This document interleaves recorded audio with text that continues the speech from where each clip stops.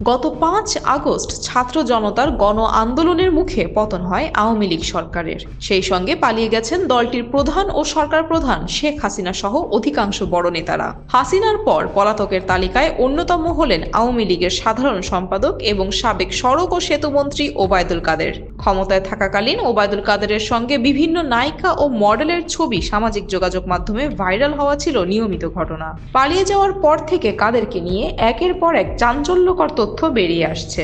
সর্বশেষ গেল ৫ আগস্টও ওবায়দুল কাদেরের ব্যক্তিগত ফোন নম্বরটিতে দুপুর 2:42 ফোন ট্র্যাক লোকেশন ছিল মোহাম্মদপুর। এবার সামাজিক যোগাযোগ মাধ্যম ফেসবুকে প্রকাশিত হলো তার একটি কল লিস্ট। ওই কল লিস্ট অনুযায়ী ৫ আগস্টের আগে পরে ২ মাসে অসংখ্য নম্বরে কথা বলেছেন কাদের, যেখানে অনেক নায়িকা, মডেল, অভিনেত্রী ও নেত্রীদের সঙ্গে যোগাযোগ রাখার বিষয়টি উঠে এসেছে। ওই কল লিস্ট অনুযায়ী নায়িকা কেয়া, মিস বাংলাদেশ ফারজানা, অ্যাঞ্জেনা এলিন সহ মডেল নায়িকারা যেমন আছেন, তেমনি ফোন দিয়েছেন ময়মনসিংহের নেত্রী কবিতাকেও। আরেক বেসরকারি টেলিভিশনের তথ্যানুযায়ী জানা যায়, ৫ আগস্ট ওবায়দুল কাদের নায়িকা সোহানা সাবা সহ প্রয়াত নায়িকা মেঘলার সঙ্গেও একাধিকবার যোগাযোগ করেন।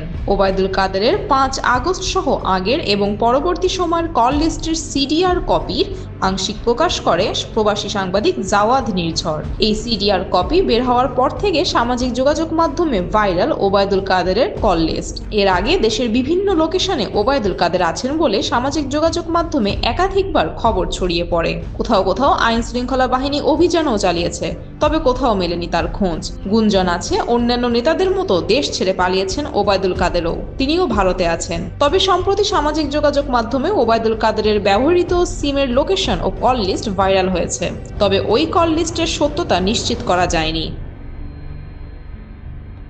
জান্নাত মিতু, খুলনা গেজেট।